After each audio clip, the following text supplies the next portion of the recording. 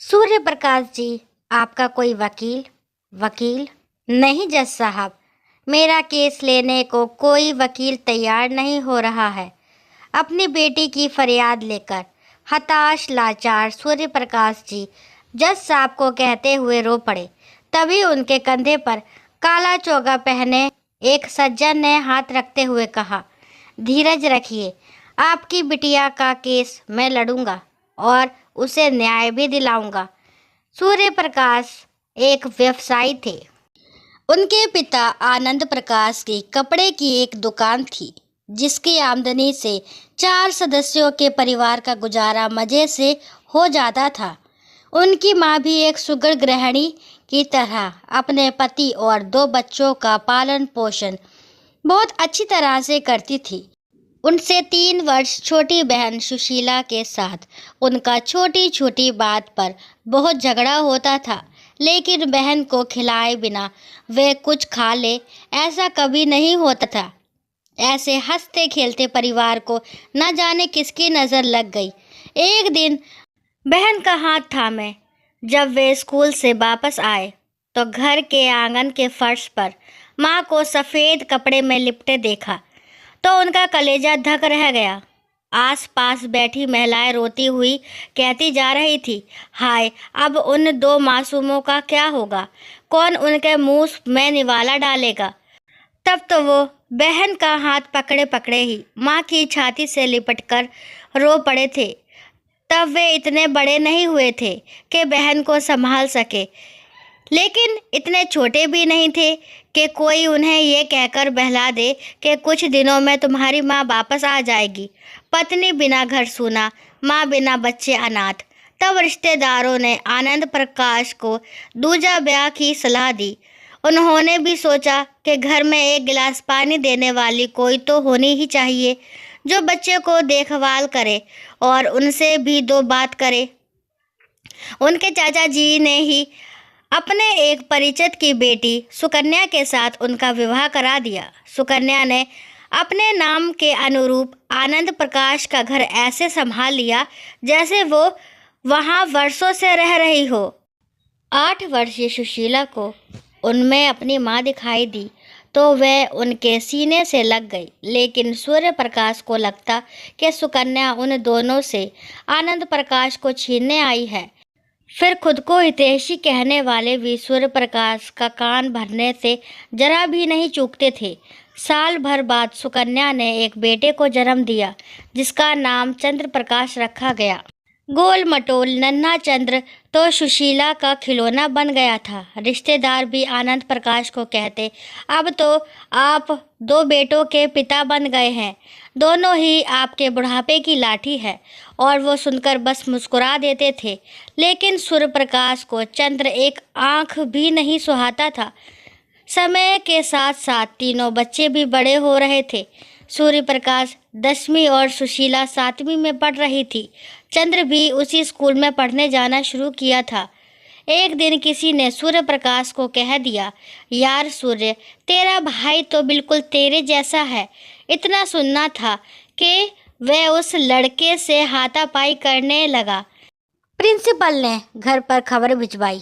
आनंद प्रकाश दौड़े हुए स्कूल पहुंचे और माफ़ी मांगकर बेटे को घर लाए। पूछा कि ये सब क्या है? सूर्या तमक कर बोला, वो आपका बेटा है, मेरा भाई नहीं। उस दिन पहली बार आनंद जी ने अपने बेटे की आंखों में छोटे भाई के लिए नफरत देखी थी। उन्होंने सोचा कि सूर्य अभी नासमझ है, समय के साथ सब ठीक हो जाएगा, लेकिन ऐसा हुआ नहीं। सुकन्या के साथ भी वह कम ही बात करता था। आनंद प्रकाश की अब 2 दुकानें थी और दोनों ही खूब चलती थी। सूर्य प्रकाश ने बीकॉम करके पिता की एक दुकान को संभाल लिया। सुशीला भी इंटर की परीक्षा दे रही थी। पढ़ाई में उसकी कोई खास रुचि न देखकर आनंद प्रकाश जी ने पत्नी से विचार विमर्श करके एक खाते पीते घर के लड़के के साथ उसका ब्याह कर दिया। बेटी ससुराल चली गई और सुकन्या का आंगन सूना हो गया।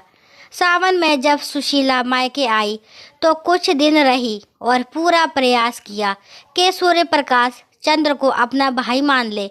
छोटी होकर भी वे उसे समझाती कि भाई, खून के रिश्तों में दरार होना ठीक नहीं है।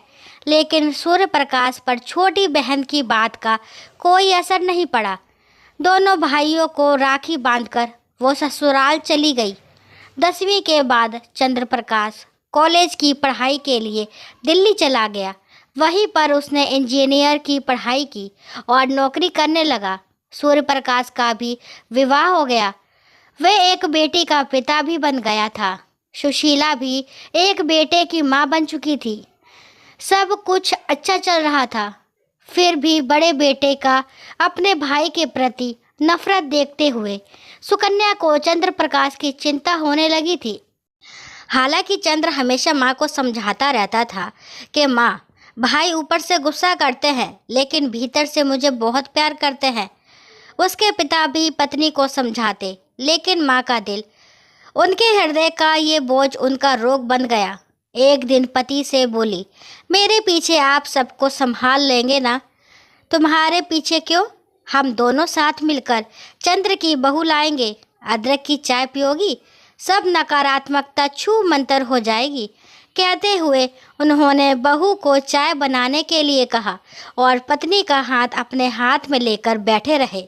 बहू सास को चाय देने लगी तो चीख पड़ी, माँ जी। एक बार फिर से आनंद प्रकाश जी अकेले हो गए। धीरे धीरे उनका स्वास्थ्य भी गिरता गया। सूर्य प्रकाश ने पिता की बहुत सेवा की। चंद्र भी आता रहता था। पिता का मन रखने के लिए सूर्य प्रकाश ने भाई के साथ मेल मिलाप कर लिया। आनंद प्रकाश के हृदय से बोझ उतर गया और निश्चिंत होकर एक दिन उन्होंने संसार से हमेशा के लिए विदा ले ली। पिता की चिता की आग ठंडी भी नहीं हुई थी कि सूर्य प्रकाश ने अपने भाई से साफ शब्दों में कह दिया, अब हमारा तुम्हारा कोई संबंध नहीं। जायदाद का हिस्सा चाहिए तो? नहीं भाई, घर जायदाद मुझे कुछ नहीं चाहिए। आप खुश रहें, यही मेरी सबसे बड़ी पूंजी है। फिर पलटकर चंद्र प्रकाश कभी नहीं आया। चंद्र प्रकाश ने भी विवाह कर लिया, 2 बच्चों के पिता भी बन गया। इस बीच सुशीला ही उसे फ़ोन करके भाई की खबर दे दिया करती थी। एक दिन सुशीला ने चंद्र प्रकाश को बताया कि भैया बेटी का विवाह कर रहे हैं। सुनकर वह बहुत खुश हुआ। बोला, दीदी अपनी नैना इतनी बड़ी हो गई है, कैसी दिखती है, एकदम राजकुमारी। भाई ने उसकी शादी अपने शहर में ही बड़े बिल्डर के बेटे से तय की है। भाई बता रहे थे कि बहुत पैसे वाले हैं, नैना वहाँ राज करेगी। लेकिन दीदी, सुना है उसका बेटा तो बहुत बिगड़ा हुआ है। हाँ, मैंने भी यही कहा तो कहने लगे उनके दुश्मनों ने अफवाह फैला दी है। नैना को आशीर्वाद देने आओगे ना? कह नहीं सकता दी। शुभ मुहूर्त में सूर्य प्रकाश ने बेटी का विवाह कर दिया। सामर्थ्य से अधिक दान दहेज भी दिया। विवाह के बाद नैना आई तो बहुत खुश थी। महीने भर बाद जब नैना की माँ बेटी से बात करना चाहती तो ससुराल वाले टाल मटोल करने लगते। बेटी खुश है ये सोचकर वो तसल्ली कर लेती। एक दिन नैना की माँ को किसी ने बताया कि उनका दामाद तो एक नंबर का अय्याश है। माँ का दिल है बेटी के लिए तड़प उठा। उन्होंने पति से बेटी के पास जाने को कहा। बेटी के ससुराल पहुंचकर सिर पर लगी चोट, दुखी मायूस अपनी लाडली को देखकर सूर्य प्रकाश गुस्से से पागल हो उठे। नैना पिता को ना रोकती तो वो तो मर्डर ही कर देते। बेटी को लेकर घर आ गए। फिर बेटी ने रोते रोते बताया कि उसका पति शराबी अय्याश तो था ही, साथ ही सास ससुर दहेज के लिए उसे ताने भी देते थे, कभी कभी हाथ भी। 2 दिन पहले उसने शराब न पीने के लिए कहा तो पति ने उसका सिर दीवार पर दे, बस कर बेटी, मैं उन कमीनों का जीना हराम कर दूंगा। सूर्य प्रकाश गुस्से में चीख पड़े और बेटी को सीने से लगाकर फूट फूट कर रोने लगे।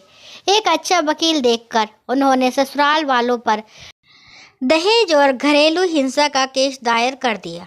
उनका समधी भी कोई कच्चा खिलाड़ी तो था नहीं।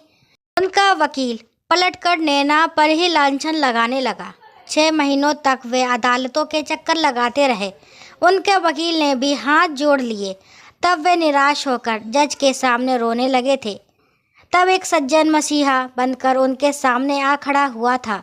सूर्य प्रकाश जी के पूछने पर उसने अपना नाम मानिक बताया और फिर उसने सूर्य प्रकाश के वकील के रूप में अपनी उपस्थिति दर्ज करा दी। 2 महीनों तक अदालत की बहस चली, गवाह सबूत पेश किए गए और अंततः सच की जीत हुई। बिल्डर परिवार के सुपुत्र को जेल भेजा गया, साथ ही आर्थिक दंड भी देना पड़ा।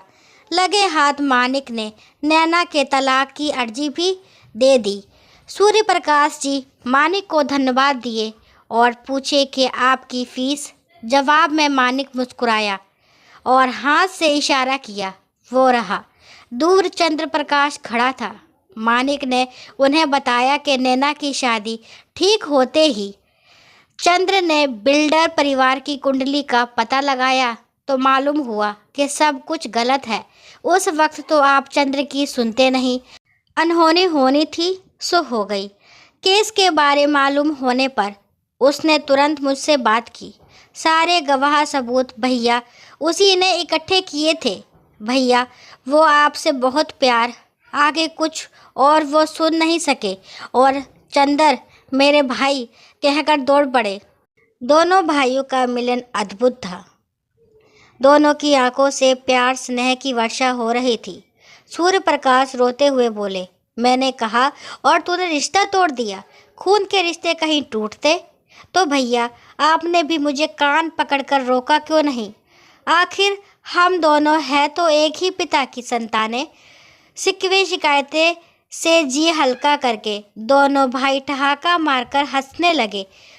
आनंद प्रकाश जी और सुकन्या जी का घर बच्चों के कहकहों से गूंज उठा। दोनों भाई बच्चों से बतिया रहे थे और उनकी पत्नियां रसोई घर में नाश्ता तैयार कर रही थी। सूर्य प्रकाश जी बोले कि नैना का तलाक होते ही इसका फिर से विवाह नहीं भाई, अब नैना अपनी पढ़ाई पूरी करेगी और अपने पैर पर खड़ी होगी। क्यों नैना? चंद्र प्रकाश तपाक से बोले। तो सबने एक स्वर में हाँ कहते हुए सहमति दे दी। अपने दोनों भाइयों को साथ देखकर सुशीला ने मन में कहा, किसी ने सच ही कहा है कि खून के रिश्ते अटूट होते हैं, जिनमें समयानुसार दरार तो पड़ सकती है पर कभी टूट नहीं सकते। दोस्तों, आशा करती हूँ ये कहानी आपको ज़रूर पसंद आई होगी। अगर कहानी पसंद आती है तो प्लीज़ मेरे चैनल को लाइक, शेयर और सब्सक्राइब करना ना भूलें। और कहानी के बारे में आपके क्या विचार है कमेंट बॉक्स में ज़रूर बताएं। और लास्ट तक कहानी को देखने के लिए थैंक यू।